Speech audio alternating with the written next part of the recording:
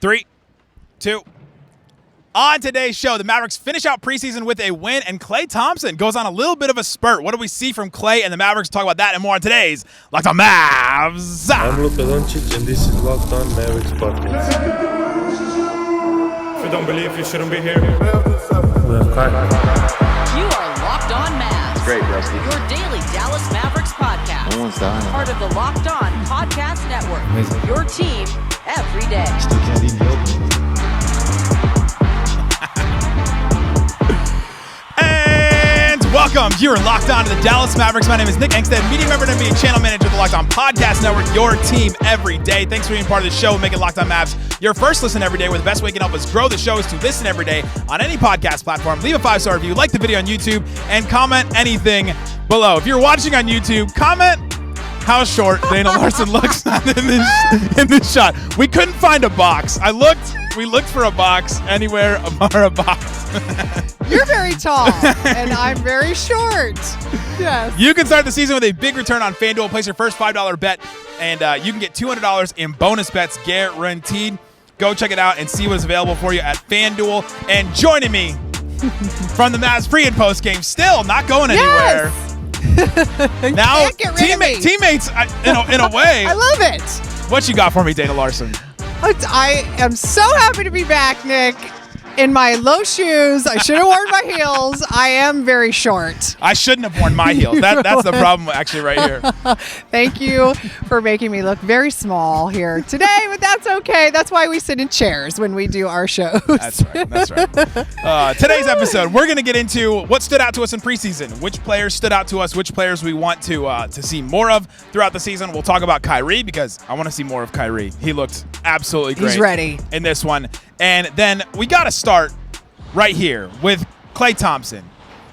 The memes, I don't know if you've seen them. There's the memes of Klay going 0 for 9 and missing a bunch of shots, and there was jokes about how Klay had missed, he was like, 3 of 30 going back into the play-in game last year with the Warriors, and there's all kinds of talk about Klay Thompson, and he starts this game 0 for 4 and then comes out and hits a couple of shots, hits 3 threes, and it just felt good, and you could just tell where he's going to fit into this offense, and you just love to see it from Klay. First of all, play-in game stats don't count preseason. You don't find those anywhere. So count. All of that is gone. We erased that from memory all over the place. And yes, this was just one of those, okay, everybody just take a breath. We're all going to be okay. Everything is going to be fine. It did feel so good. It felt so good to see it. It felt good to see him kind of relax a little bit. I am just dying to see even the corners of his mouth turn up and maybe crack a smile. We talked to PJ Washington Jr. after practice yesterday, and I said, he just seems like he's all business. And he said, I don't think I've ever seen him smile. And he said, maybe we'll smile when we finally get a win. We've got to find a lake somewhere. Can we get Klay to a lake? Maybe that's what'll get him. We get him to Lake Louisville or somewhere. Captain Klay smiles. We get him to a lake, and maybe that's when he ends up smiling. But he's very stoic, all business, and that's some of the stuff that got into his head, I think, in last year with the Warriors. We talked to Locked On Warriors hosts, Chuck and Kylan, a couple times throughout this offseason talking about Klay Thompson, and that was the thing, is that he really got hard on himself and he started to beat himself up. And I think the joy of this team, Lively, Hardy, Luka, even the joy that Kyrie has found with the Mavericks, I think that's going to rub off on him a little bit, and I think that part is really going to help him because you're starting to see it already a little bit. He's down on himself. He said you haven't really even seen him crack a smile yet, but it'll come. I think it'll come with this team. I think this is the one to do it. Yes, I think so too, because you just know this locker room is full of guys that are going to let you be yourself, that are going to make you feel comfortable, and it is just a matter of time that he gets that way. But there is so much change that is happening for him for the first time, and I give him a ton of credit for acknowledging the fact that he feels like a rookie all over again, that he's had more nerves that than he's experienced in years. And this is a guy who literally has done it all, who has seen it all. He's been in the most, stressful moments in an NBA season, all of the things.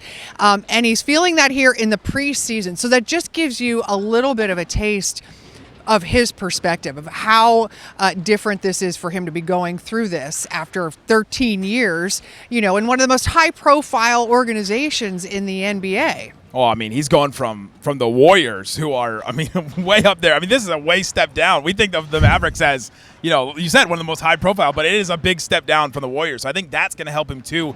And it reminds me of when Kyrie first came to the Mavericks, and Kyrie went from New York and playing with LeBron and all that pressure to now where he came to playing with Luka. And yes, there was pressure, and yes, they had some issues and things like that in that first season, but he had never been traded midseason. It was a brand new thing for him too. I remember specifically him talking about how, I've never been traded midseason. I don't know what this is going to be like. Klay has never played on a different team besides the Golden State Warriors, and so this is a brand new thing for him that he's going to have to try and figure out.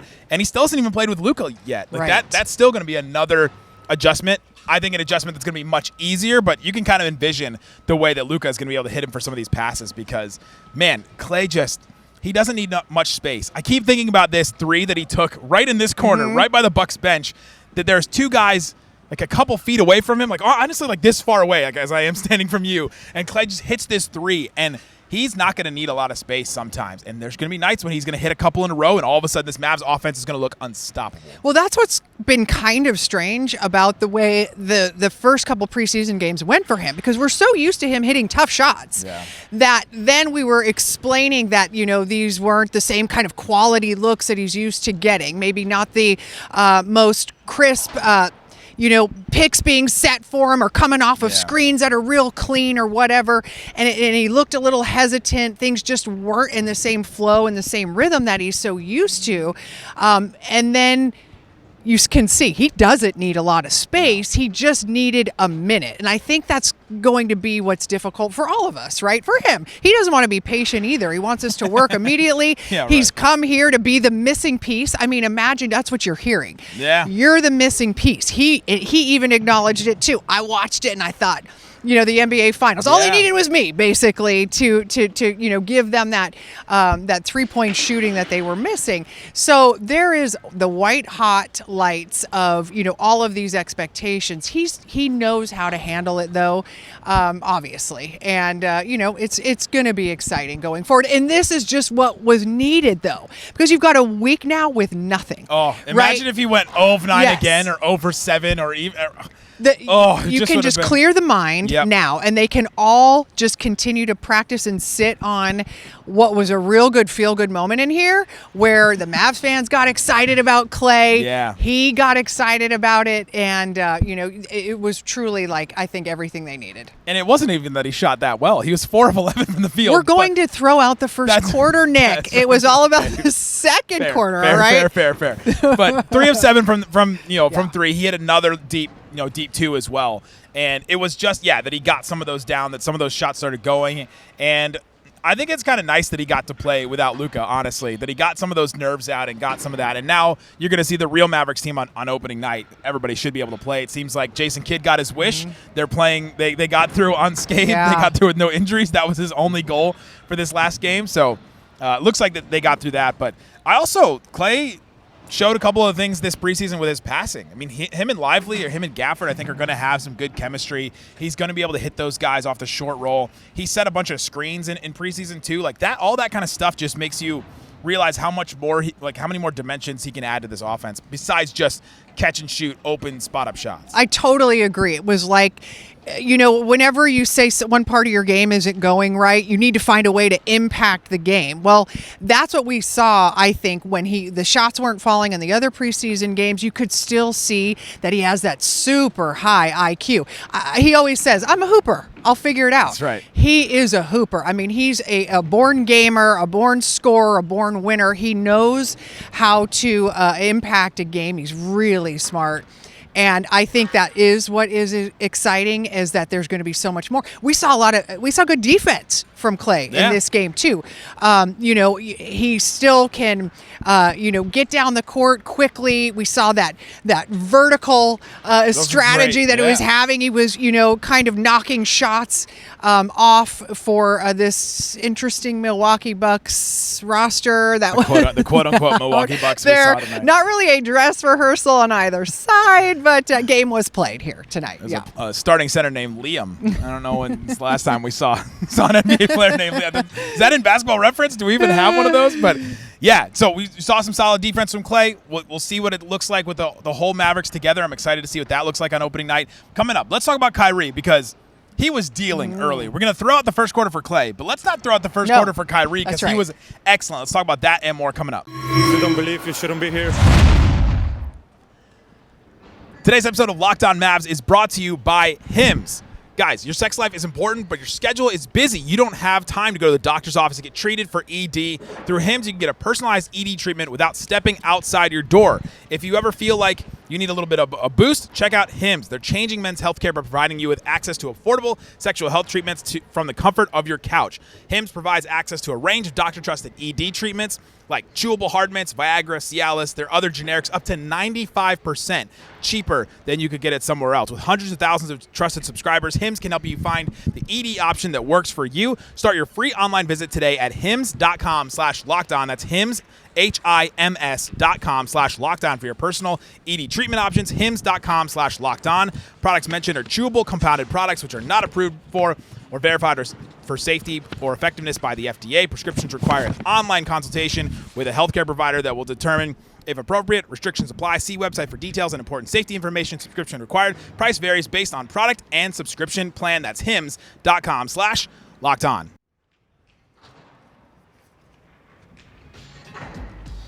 Thanks, everybody, for hanging out with us on Locked On Mavs, being part of the show, part of the Raccoon Squad, listening every day. Appreciate each and every one of you for checking out the show and listening in. I'm here with Dana Larson, the great Mavs pre- and post-game host, and we are here post-game. This is post-game. I love like that. The after party, the after party. Right. I came from the post-game. You did the post-game over there, and now this is the post-game. Yes. Here. I miss the Raccoon Squad, by the way. Shout out, everybody. I love you guys, and it's been so fun, by the way. It's been a long time, but I still listen all the time to you and Isaac and Slightly, and I love being a part of the Raccoon Squad. Yeah. That's so. Great. Anyway. So good to hear. So good to hear. You legitimize us in a way that Please. I think we need.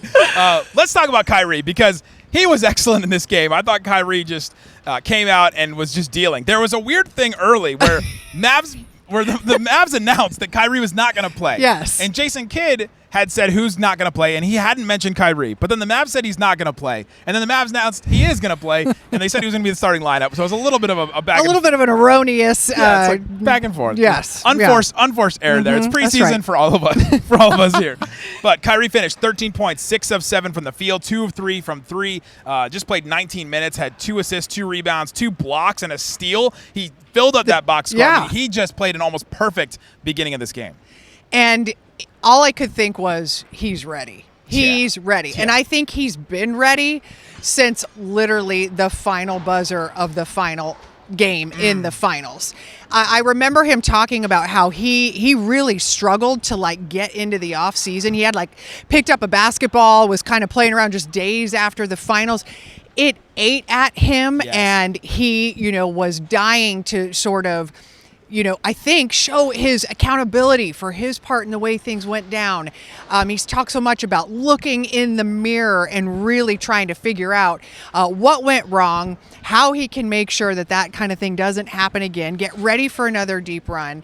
I think he is so motivated. Of course, the hand injury in the offseason, as he said, may have been one of the best things that happened to him because it forced him to put that basketball down, rest a little bit, because what the Mavericks need, you just see it out there. You just need Kyrie on the court. You need him to be able to play, and you want him to be available, all season long and not to be dealing with injuries and different things like that. He worked really hard to find that physical strength, find out whatever it would be so he could be, available all year. Between Kyrie's hand injury and Luka's Slovenia team not making the Olympics, I think both of the Mavs stars had a excuse then to get some much needed rest for sure. But I mean, I'm going to do the trope that Isaac and I do all the time. We talked to him at media day. We asked him about that finals, and you can that's right. Yeah, take a drink every time we say. But we asked him about that, and I specifically wanted to know how he felt about that finals play, what he thought about the difference between home and away, and he kept bringing up, we're battle tested now. We've been through it. We've seen this together, and you could tell, like you mentioned, there's a fire in him that he wants to go out and prove, hey, that wasn't the best of me. And we've kind of heard that a couple times in Kyrie's career. that wasn't the best of me on display. Like, that wasn't who I am on display. And he wants to prove that. And he wants to prove that he was right about that and that he can go out there and be who he is. Now, he's playing in this game against, the second, third string of the Bucks, but it's a good place to start. You can tell he's coming out, and he's been good all preseason. Like, every time we've seen him, he's been very, very good. Looks sharp, looks happy and joking with guys, and every single person, every player we talked to, we asked all of them a Kyrie question. They all said glowing things about him as a leader, as a person, as a father, as a a teammate, as a brother, like all those attributes about Kyrie. And man, it's so great to have him on the team, and you just want him on the court. That's it. Well, when I talked to Kyrie in Vegas at training camp, right. Can I throw it out there too? Take a drink for I have to do mine too. But I was lucky enough to get to go to Vegas for training camp and get to be in watching practices. And the one thing that I noticed immediately was he was going hard from the jump. And we've heard Jason Kidd talk about it too. He is not taking a second off in practice. He is not taking any practices off. He wanted to play in all these games. He probably would have liked to play 48 minutes in this game here tonight. But there is a definite there is a fire burning, and to your point about the leadership quality that he has really brought. He did mention, he so genuinely said, I have made so many mistakes. I have made so many mistakes, and I'm now learning from them, and I am trying to pay it forward with the young guys, acknowledging he's, an old head in the league now at this point. There's some grays. But he's also like, the beautiful thing to me is like when you get to that point in experience, but there's no diminished skill yet either, you're in that sweet spot, and if he can continue to find that, because he does take such good care of his body, and the mental side now seems to be in a really good place for him. The Mavericks are going to, they did last year, and you really believe that they're going to get the best of Kyrie again. Yeah, absolutely. And the athleticism still hasn't completely waned. He had the most dunks of his career last year, so we'll take that for sure. And I think one player that's really gained a lot from Kyrie is Jaden Hardy. He's talked about him a lot, and Jaden Hardy has shown some stuff in this in this preseason. He had 11 points in this game, went 5 of 12, only at one of his 5 threes, but he shot really well from 3 the rest of this preseason. And he's somebody that specifically mentioned Kyrie is my guy, and he follows him around like a little kid. It feels like, and he's like, I will do anything you do, Kyrie. Like I will, and Jaden has been working his butt off in this training camp, in the off season, and all that to try and take that big step forward. We asked him at Media Day, what that thing is, and he said, I've got to be better as a decision maker, and I think he's made better decisions this preseason so far. Well, and that's just it, because Jaden Hardy can score. That's not a question. Nobody doubts that. But to be able to develop and evolve and grow and stay in the NBA, you have to be more. There are too many guys that are good, and he is trying to have his game become more well-rounded. And I mean, if there's anyone you want to look to about how to play make, how to help your teammates be better, how to make better decisions. It is having Kyrie Irving right there, and you're smart if you're like a little puppy dog nipping at his heels. And I think Kyrie's in the headspace. He's in a great place now. He's embracing that, and he is wanting, to give back and sit there and probably just talk in the old rocking chair and give all the secrets, right? Talking about Hardy, Dante Exum went down with an injury, and Jason Kidd, before Exum went down with the injury, had mentioned that he was going to be the second string guard, or he had been running with the second stringers. What do you think about the Hardy Spencer Dinwiddie now duo after we've now seen preseason, where it seemed like Jaden Hardy I think he got a little more run than Spencer Dinwiddie, and definitely made more shots than Spencer Dinwiddie, and I think made a bigger impact than Dinwiddie did. Where do you think we are with that? He absolutely jumped out. I don't know, Spencer Dinwiddie, I think, like when you listen to him talk about his game, he's like the guy that is constantly molding to whatever is needed wherever he is, right? I thought you were going to say whatever new crypto comes out. that might be the case too. But he is a role player who has figured out that to find longevity in the NBA, I need to adapt, right? Yeah. So on this team, they need this. I need to be that guy. So he was one thing here with the Mavs a couple years ago. He was quite another thing with Brooklyn. He was quite another thing with the Lakers. Now he's back here again. And I feel like the inconsistency and sort of the herky-jerkiness of the preseason that we've seen so far from him is probably just he's trying to figure out what it is he is needing to be here, and he does have competition. And it's such a shame for Dante Exum, and I feel so bad for him that he's out now for a couple of months. But there is a lot of competition, certainly, and I don't know how this is going to shake out, because I feel like a Jason Kidd's going to lean to a veteran. For sure. More, but there is a point at which somebody needs a chance. And well, he said Hardy's going to get his opportunity. Yeah. That was something specifically he said before the preseason even started. He's been here long enough too to see that this kid is working at it and has earned it. And I think he's wanting to give it to him. But it's just a matter of kind of figuring it out. He's got a hard job. This is a really deep team. Yeah. With a lot of quality players, and it's not an easy job that Jason Kidd has to keep everybody engaged and happy. It's an interesting one. Yeah, it could go either way. We could see Dinwiddie start with be one of the first guards off the bench.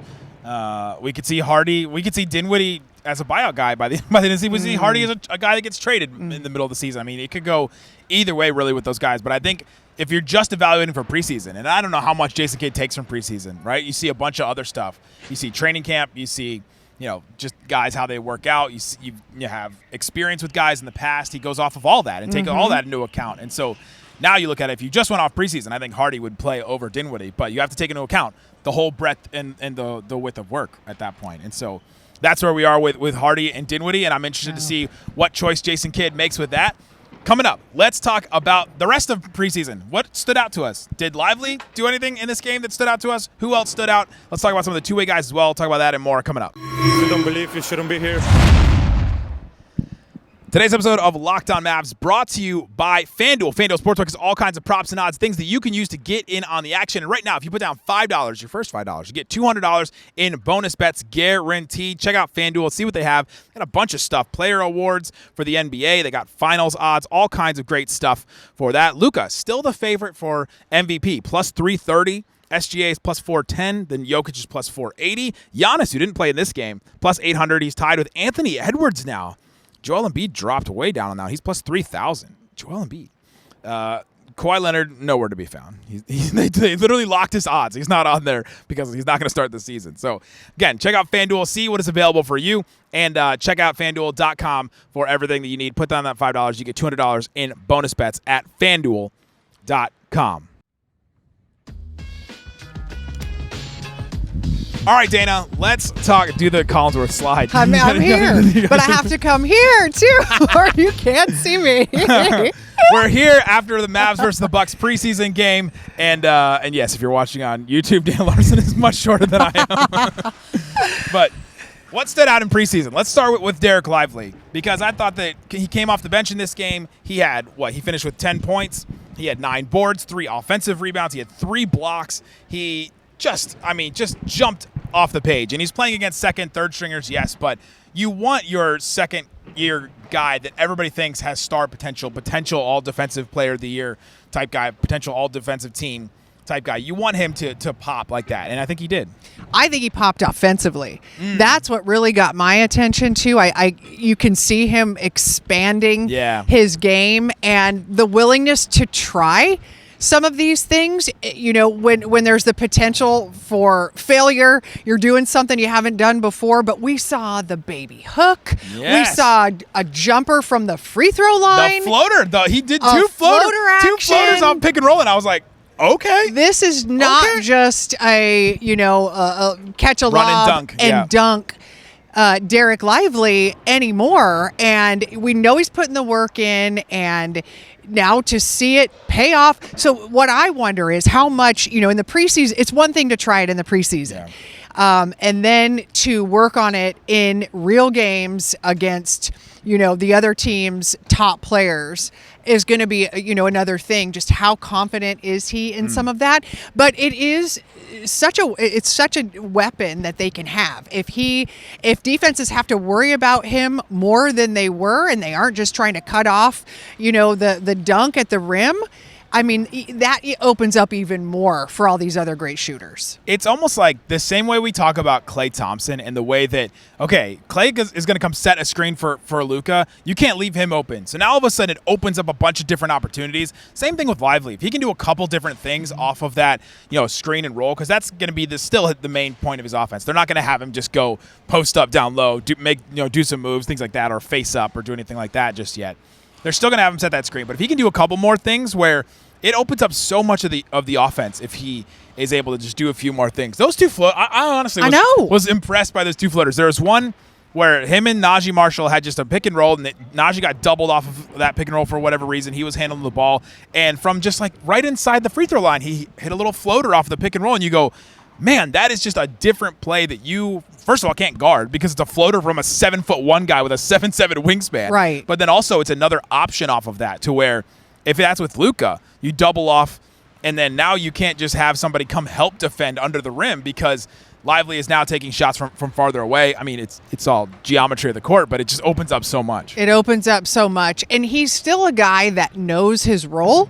Yeah. And he's the first to say that. I want to, do all the dirty work. I want to grab all the rebounds. I want to, defend the paint. I want to control and conquer the paint, I think he said. And you know that he accepts that and that he is, excited about adding these things to his game, and the rest of the team is. But he's not a guy you have to worry about that's really going to go out there trying to do way too much and, kind of cause problems.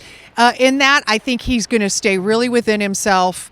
And I like the fact, too, he's getting even more vocal. We saw that in practice the other day. I mean, he's telling Klay, we're going to stay after practice and we're going to work on dribble handoffs between you and me. And he's kind of running the drill with Klay Thompson. He's taking extra shifts and going and working at Raising Cane's. Then he went to work. That's right. In the drive-thru. Worked a double that day. In the drive-thru. We don't want any drive-bys. But he there you go. Work the drive-through. There you go. But he's going to treat defenders as barbecue chicken under the rim. Finger looking good. That's what he's going to do. Yeah, he's just been impressive. I mean, you can just tell he's taking steps forward in his game. You can tell the intention behind some of the things that he worked on this summer, the post-ups, the floaters, the touch around the rim, things like that. He wanted to work on handoffs, and we even talked about Slightly and I talked about a couple of games ago when there was no Luka playing because he didn't play in preseason. They worked on they ran a bunch of lively handoffs because you need to do some other stuff.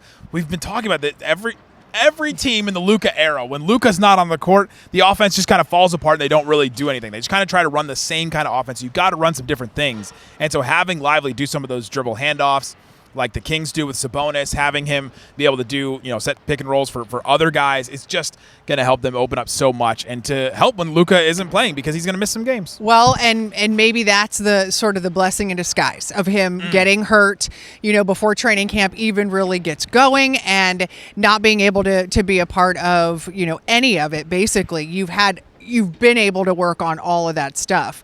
You've been able to see, things like Quentin Grimes handling the ball and sort of what his game has involved. You've seen Najee be able to, work on and kind of, show off some of the offense that he has too, because he's not just a stand in the corner 3-point shooter at all. So you're kind of getting to see more of what these guys had because of that. Yes, maybe you're behind a little bit in terms of like the chemistry with Luka out there, but it feels, he's the kind of guy you just drop in and push play. Oh, absolutely. I'm literally not worried about Luka in one at all. And it's a calf contusion too. It's not a calf strain. It's not anything even tricky like that. You mentioned Quentin Grimes. He gets the start tonight over Dinwiddie, over Najee, over Hardy. I thought that was interesting. He misses all 7 of his shots, but 10 rebounds, 4 assists for Quentin Grimes. He shows some other stuff. He is all over the place. And I've loved what I've seen from Quentin Grimes, and I feel like Jason Kidd is starting to trust him a little bit more, or maybe he's testing him, but it does seem like he's like pushing him up the pecking order, where some people thought he would be, maybe 8th or 9th on the roster. Maybe he's closer to like 7th or 8th. And you don't know how it'll all unfold. It's hard to read into the tea leaves, so to speak, of training camp, but this is what you do. This is what you're so good at. But I think he deserves more, especially if I feel like last season is one that you throw out for him, there's not much to take from it at all. The second year in New York, we've all talked about it. There were so many exciting things there. The way he takes such pride in being a real tough-nosed defender on one end. But, this is a guy that can score in many different ways. He can play make. You could see just how good he is with handling the ball. So, I mean, he's got a lot to offer, and I think you want to be able to see him and see what the possibilities are there. Yeah, I'm excited for him. I'm excited to see what he's got. The two-way guys. So this may be the last time we see some of these guys because they're in training camp deals or whatever. But the two-way guys right now are Kessler Edwards, who we didn't see the whole preseason. AJ Lawson, who was on a regular contract, then got waived and then got brought back as a two-way, like we all thought, to keep Markieff Morris. And then Brandon Williams, who we didn't really see until the last game, and then this one. He came out with his hair on fire in this game. He looked like he was playing for something for sure. And a lot of Mavs fans thought it's between Brandon Williams and Jason Gortman. What did you see from either of those guys? Well, I will say that this is not an area I spend a ton of time watching very closely, Nick. So I will let you sort of analyze that part of the roster. But no, I love those stories, though. Yeah. I am a Gort head. I mean, I definitely root for guys who bet on themselves and come out. He's been playing professionally for a while. He's still super young and he's trying to make this work, and these are their moments. Like literally these are their moments too, whether it's to make a Mavs roster or to get seen by another NBA team and to get a chance. And I mean, you want that for these guys because I know how hard they work, and they're literally sacrificing everything to try to hang on and get a chance. So I don't know exactly how that's all going to play out, but I wish them all the best. I think whoever it ends up being, the other one will be in Frisco, and we'll see on the Texas Legends. Yeah. And I would like to remind everyone that AJ Lawson was a player a couple years ago that Mavs fans were clamoring for, myself included. I was like, if the Mavs don't sign AJ Lawson, something bad has happened. They've done something wrong. Then he went away, and then he ended up coming back, and it all worked out. So if you're upset if Jazz Gorman doesn't make the roster, just know that it all comes back eventually. They'll eventually come back a Maverick. You work with somebody that came back 3 times, Devin Harris.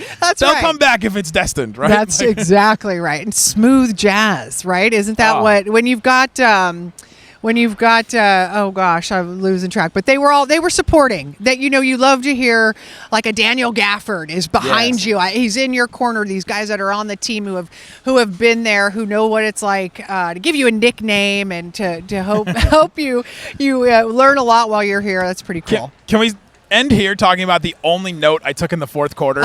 Sure. Omac's dunk. That's the only thing I wrote in the fourth quarter. He had this insane dunk against the Bucks, where he went up with his right hand, it kind of lost it in the air, grabbed it back, and just yammed on this guy. I mean, it was emphatic. You forget sometimes because he plays kind of hunched over a little bit. His defensive stance is so low. His shot is even not – it doesn't look super athletic, but Omax is an athlete. He can jump. He can jump. I don't know what was better, the dunk or the celebration. That everybody freaking out. It was like a throw dunk. A thrunk.